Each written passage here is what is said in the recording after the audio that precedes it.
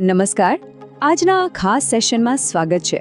આજે આપણે એક બહુ જ અગત્યના વિષય પર વાત કરવાના છીએ. ગુજરાત સરકારની વિધવા સહાય યોજના. હવે જુઓ, આ માત્ર કોઈ સામાન્ય સરકારી સ્કીમ નથી, પણ ખરા અર્થમાં જરૂરિયાતના સમયે મળતો એક બહુ મોટો આધારસ્તંભ છે. તો ચાલો ફટાફટ જોઈ લઈએ કે આખી સિસ્ટમ કામ કેવી રીતે કરે છે અને તેનો લાભ કઈ રીતે લઈ શકાય.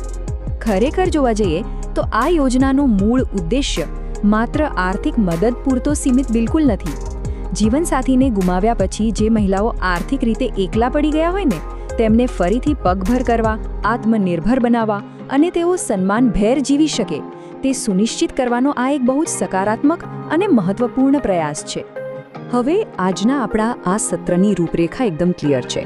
આપણે આ 5 મુદ્દાઓ જોવાના છીએ. 1. યોજનાનું મુખ્ય હેતુ. 2. પાત્રતાના ધોરણો. 3. જરૂરી દસ્તાવેજોનું લિસ્ટ. 4. અરજી પ્રક્રિયા. અને 5. આપણી સામાજિક જવાબદારી. તો શરૂઆત કરીએ વિભાગ 1થી. યોજનાનો મુખ્ય હેતુ. અહીં સિસ્ટમમાં એક બહુ જ મોટો અને સારો બદલાવ આવ્યો છે. પહેલાંના સમયમાં શું થતું? વચેટિયાઓ હોય, ફાઇલો અટવાતી હોય, બહુ વિલંબ થતો. પણ હવે નવી વાસ્તવિકતા સાવ અલગ છે. સહાયની રકમ ડાયરેક્ટ બેનિફિટ ટ્રાન્સફર મારફતે સીધી જ લાભાર્થીના બેંક ખાતામાં જમા થાય છે. કોઈ વચેટિયાનો પ્રશ્ન જ નહીં. આ પારદર્શિતાને કારણે મહિલાઓ પોતાના રોજિંદા ખર્ચા જાતે એકદમ સ્વતંત્ર રીતે ઉપાડી શકે છે. આગળ વધીએ વિભાગ 2 તરફ.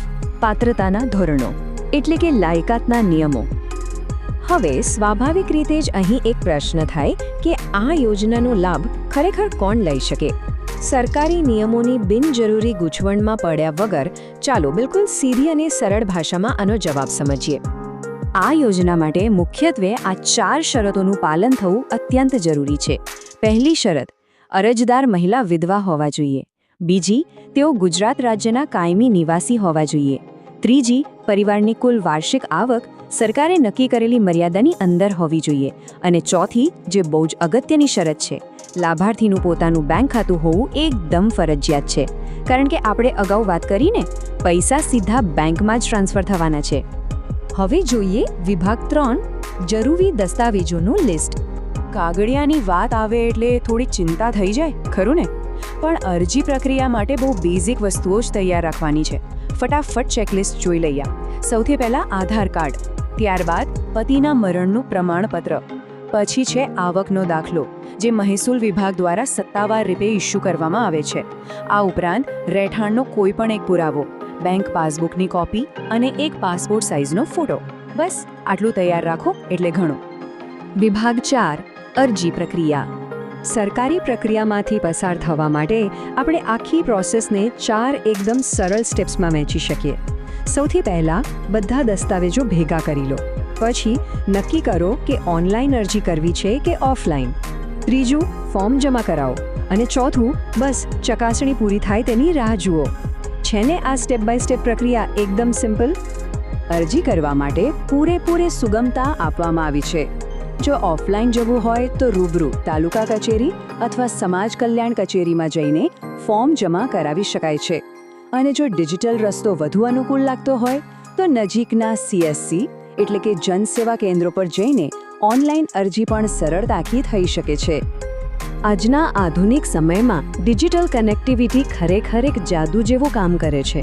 સરકારી સેવાઓ અને સામાન્ય લોકો વચ્ચેનો આ પુલ હવે બહુ જ મજબૂત બની ગયો છે, જેનાથી અરજીઓ કરવાનું કામ બહુ જ ઝડપી અને આસાન થઈ ગયું છે. અને છેલ્લો, વિભાગ 5, આપણી સામાજિક જવાબદારી. આ માત્ર એક માહિતી લેવા પૂરતી વાત નથી. સમાજમાં એવી ઘણી મહિલાઓ હોય છે જેઓ આ સહાય માટે હકદાર છે, પણ કદાચ તેમને આ યોજના વિશે પૂરતી જાણકારી જ નથી હોતી. આપણી સૌની સામૂહિક જવાબદારી છે કે આવી મહિલાઓને ઓળખીએ, તેમને સાચી માહિતી આપીએ અને સામાજિક સુરક્ષા સુધી પહોંચવા માટે આપણે એકબીજા માટે સેતુ બનીએ. અંતે એક બહુ જ વિચાર પ્રેરક પ્રશ્ન સાથે આ ચર્ચા પૂરી કરીએ. જ્યારે સમાજમાં કોઈ લાચાર ન હોય, ત્યારે જ આખો સમાજ સાચા અર્થમાં આગળ વધે છે, ખરું ને?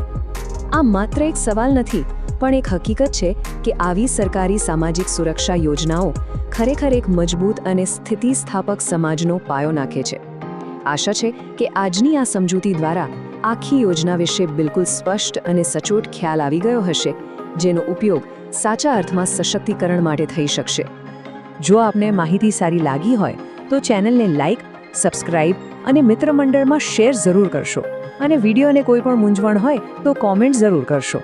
તો ચાલો મળશું આવા જ માહિતીસભર વિડીયોમાં તમારી યુટ્યુબ ચેનલ મારું ગુજરાત અર્બનમાં. જય ભારત. આ માત્ર કોઈ નોર્મલ અપીલ નથી, પણ જ્ઞાન વહેંચવા અને એક જાગૃત નાગરિક સમુદાય બનાવવાનું અંતઃકરણપૂર્વકનું આહ્વાન છે. તો જતાં જતાં એક પ્રશ્ન વિચારવા જેવો છે: શું આપણે માત્ર માહિતીના ઉપભોક્તા જ રહીશું, કે પછી આવી સકારાત્મક પહેલનો હિસ્સો બનીને સમાજ અને દેશના વિકાસમાં આપણું એક્ટિવ યોગદાન આપીશું?